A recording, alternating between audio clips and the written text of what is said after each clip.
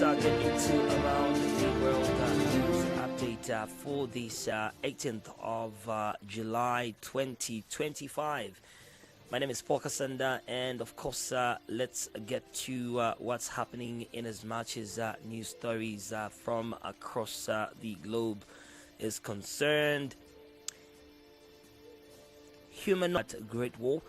Humanoid robots competed in a relay at the battling section of Great Wall in Beijing, including symbolic marathons and boxing. Spectators were watching the cyber contenders capturing the competition on their phones.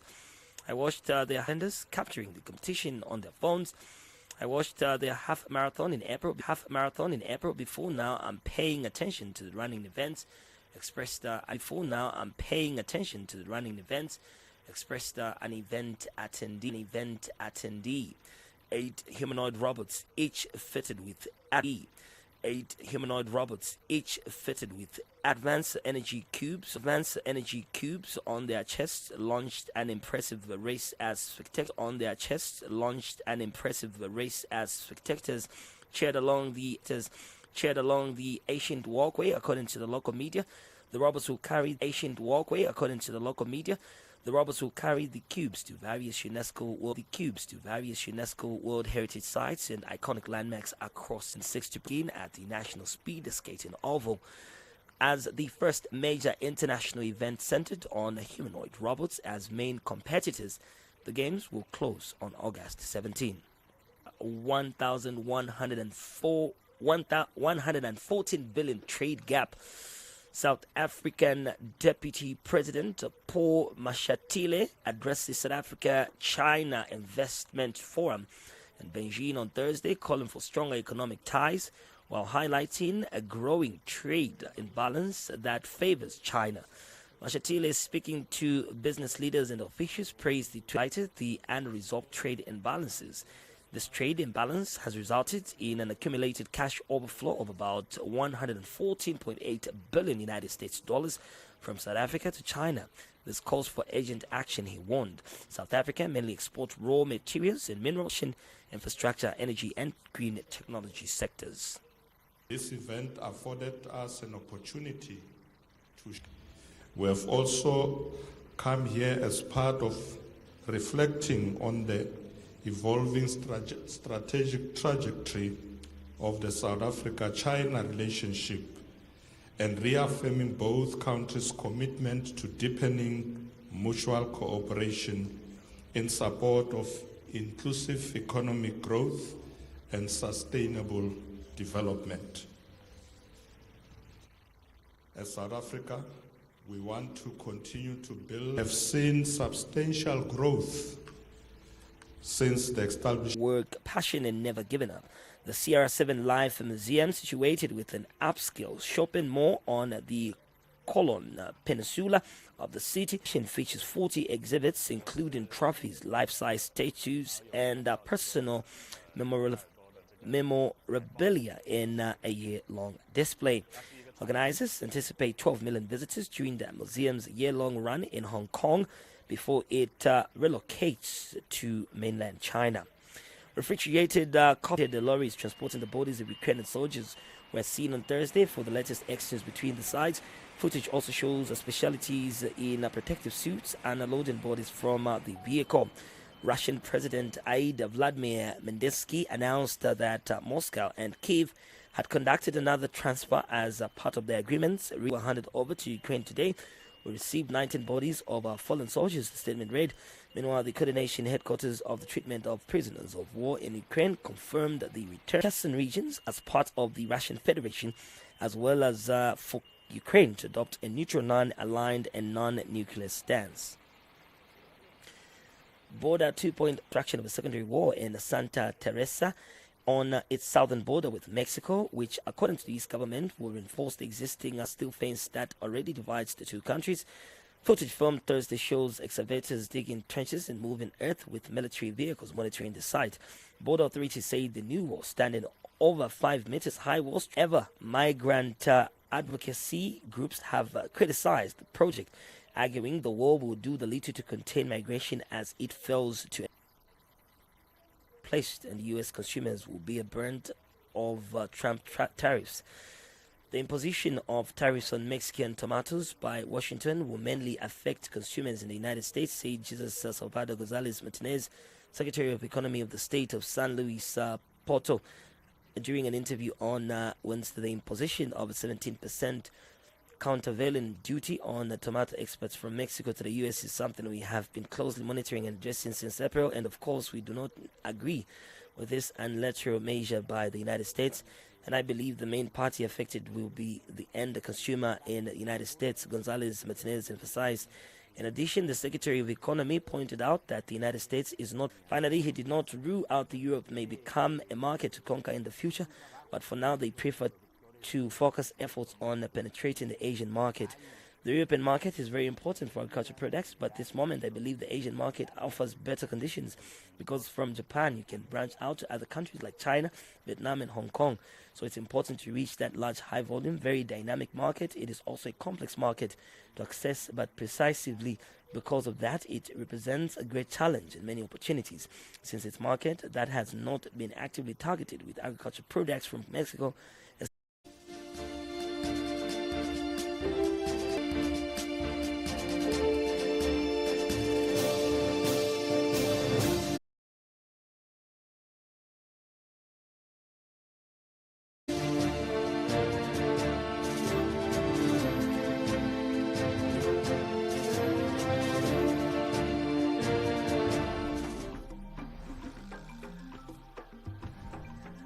I'm Piero Lumumba here in the middle of the city of Nairobi in the Republic of Kenya as we continue our conversations about iconic African on a great Zambian, Kenneth David Kaunda.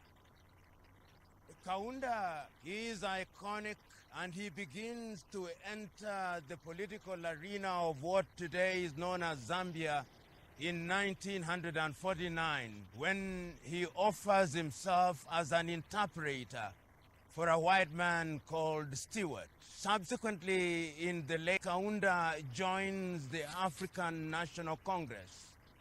At that time, what is present-day Zambia is known as Northern Rhodesia and is governed by the British in what was then an attempted confederation covering which is now Zimbabwe, and Nyasaland, which is now Malawi. Kaunda joins the ANC, but he is not convinced that the ANC is moving in the right direction.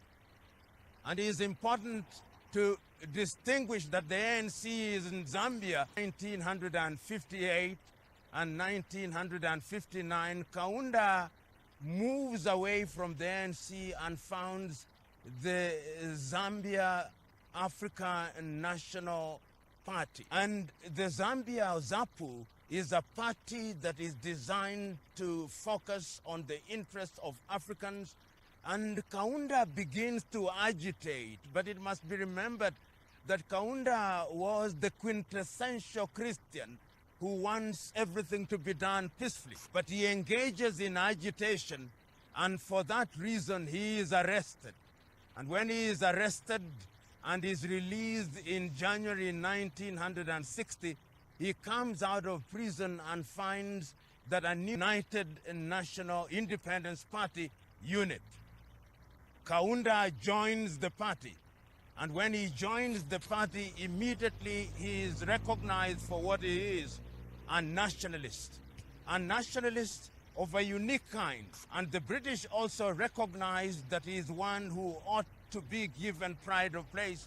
And together with greats such as Simon Mwansa Kapwepwe, they begin the process of the struggle for independence from a different perspective. In 1962, Kenneth David Kaunda is invited to London for the beginning of the negotiations of the possible independence of Northern Rhodesia, which, as I've already indicated, is going to put together Northern Rhodesia, is going to put South Rhodesia and Nyasaland. But Kaunda objects. And in this objection, the mines, the price of copper is at a world high, and the people of Zambia begin to enjoy the dividends of the copper mining. But after a short while, the prices of copper begin to go down, and the economy of Zambia begins to go down. And because of that, a number of things are happening. There is also the Cold War, and a number of countries are now made to choose whether they are pro-Soviet Union at that time or pro-China. But Kaunda does a unique thing. He is at that time a great friend of Julius Kambarage Nyerere. What he does is to enter is a railway that then links Zambia through New Kapirimposhi through to Dar es Salaam and become the artery via which Zambia exports her produce. The loan is from China, and of course, as is typical of the Western world, they accuse Kaunda of being a communist because he has accepted money from the Chinese. And as that freedom fighter, he offers Lusaka, Zambia, as the base. The Angolans are there. Lusaka, therefore, becomes, in the minds of many, the Mecca for freedom fighters. So much so that every southern Rhodesia is in Lusaka.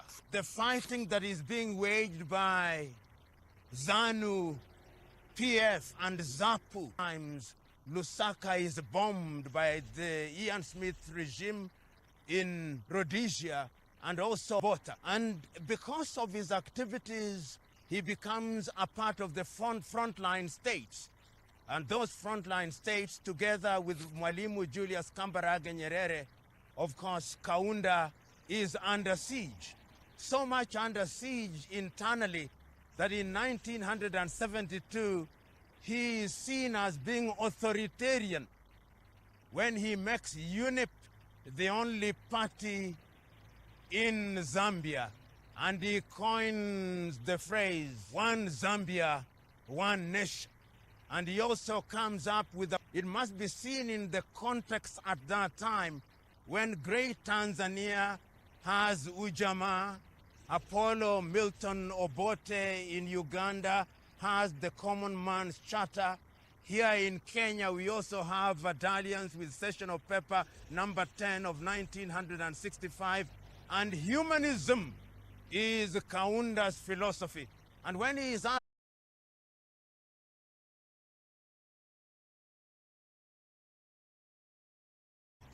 he was a great man because, number one, he ensured that Zambia regained her independence. Number two, Kenneth Kaunda ensured that there was no ethnicity in the conduct of politics in Zambia. Fighters from South Africa, from Zimbabwe, from different parts of Africa like Angola and Namibia were present in Zambia. He made Zambia the Mecca of freedom fighting. He was a Pan-Africanist. He was one of the iconic leaders who repeated the mantra of the Osagie for Kwame Nkrumah that Africa must unite. He was an internationalist because he believed in human have the right to live in dignity. He was a great man. He was a selfless man. When Greg Mills writes his book, says of him that of only 3 African leaders, he can say that they were completely without corruption. And he says one was Ahmed Sékou Touré of Guinea in 1990s. They tried to find out if he kept money anywhere in the world, and it was discovered that after 24 years in power, he had only $8,000 in his account. He was a paragon of the core. History will remember Kenneth David as a Pan-Africanist. History will remember Kenneth David Kaunda as one of the greatest men who ever walked the surface of this earth. Kenneth David Kaunda, that great Zambian, is dead, but his spirit is alive.